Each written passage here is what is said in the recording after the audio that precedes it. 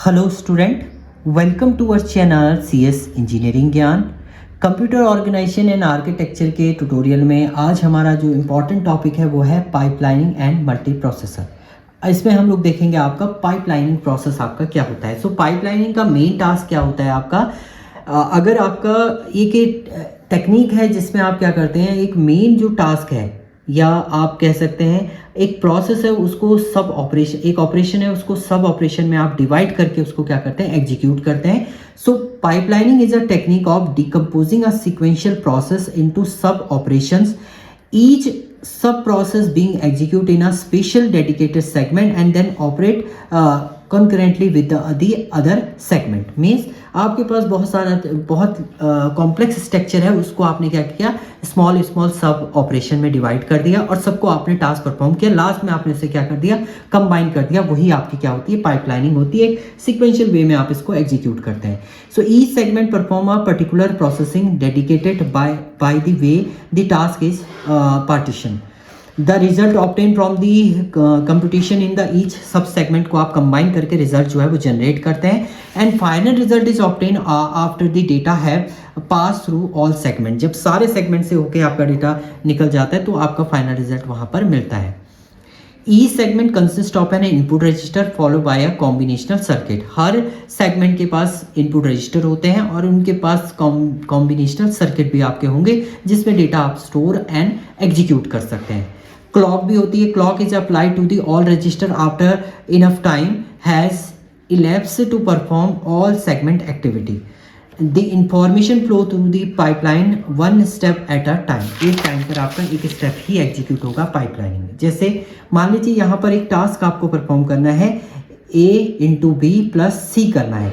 तो सब operation perform in a segment R1 में आपने A को एंटर किया है, R2 में B को एंटर किया, R3 आपका R1 इंटू R2 होगा, R4 आपका सी आई कर दिया आपने, R5 में आप R3 प्लस R4 को क्या कर देंगे, ऐड कर देंगे, तो आपका R5 फाइनल रिजल्ट मिल जाएगा। तो जैसे देखिए यहाँ पर सबसे पहले आपने A1 का रजिस्टर R1 में किया, B की वैल्यू R2 में डाली, इसको आपने क्या कर दिया, मल्टीप्लाई कर दिया। मल्टीप्लाई का मीनिंग है यहाँ पर आपका R1 इंटू R2, या हम बोल सकते हैं इसका AI इंटू बी आई आपका हो गया। नाउ इसको आपने R3 इसको बना दिया एज अ R3, ये हमारा हो गया R3।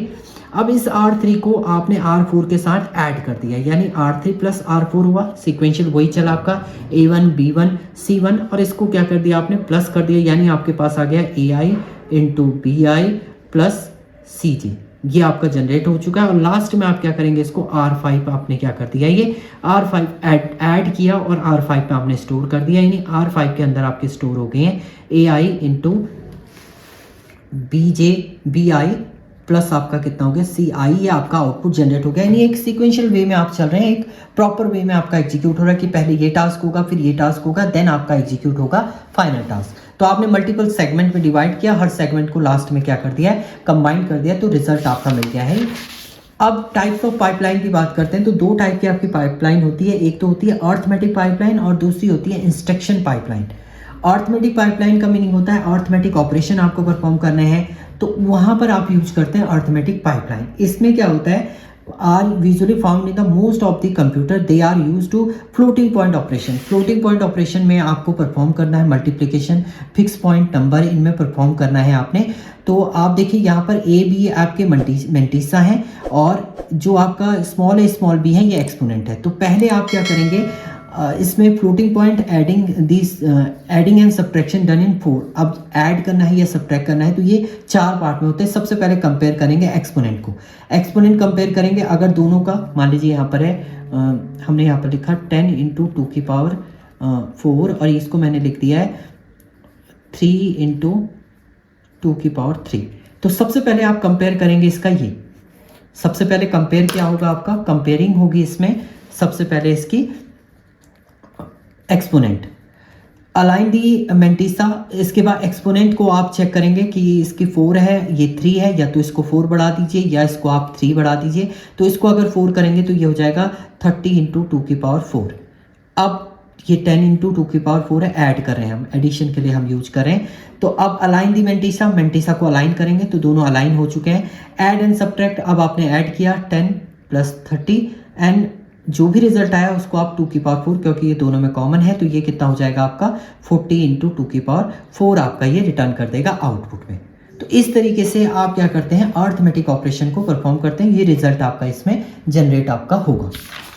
और दूसरा इंस्ट्रक्शन पाइपलाइन में क्या होता है आपका, in this stream of instruction can be executed by overlapping fetch, decode and execute faces of the instruction cycle. Instruction cycle के फैच करना है, डिकोड करना है, देन उसको आप क्या करेंगे, एग्जीक्यूट करेंगे। ये तीनों फेस आपके चलेंगे, तब आपका ये एग्जीक्यूट होता है इंस्ट्रक्शन पाइपलाइन में।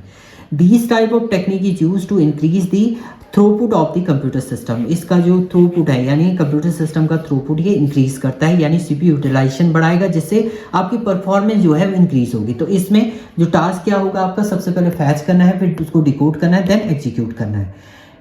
An instruction pipeline read instruction from the memory while previously instruction are being executed in other segment of the pipeline. Thus we can execute multiple instructions simultaneously. एक साथ multiple instruction को आप क्या करेंगे, execute करेंगे। Pipeline will be more efficient if the instruction cycle is divided into segment of the equal duration. अगर आपका जो पाइपलाइनिंग है वो मोर इफेक्टिव कब होती है, जब आपके जो आपका इंस्ट्रक्शन साइकिल है वो डिवाइड हो आपके इक्वल नंबर ऑफ सेगमेंट में, इक्वल ड्यूरेशन एंड सेगमेंट में डिवाइडेड होगा, तो वहाँ पर आपकी पाइपलाइनिंग जो होती है वो इफेक्टिव वर्क करती है। तो ये आपकी पाइपलाइनिंग प्रोसेस थी कंप्यूटर ऑर्गेनाइजेशन में। Thank you student.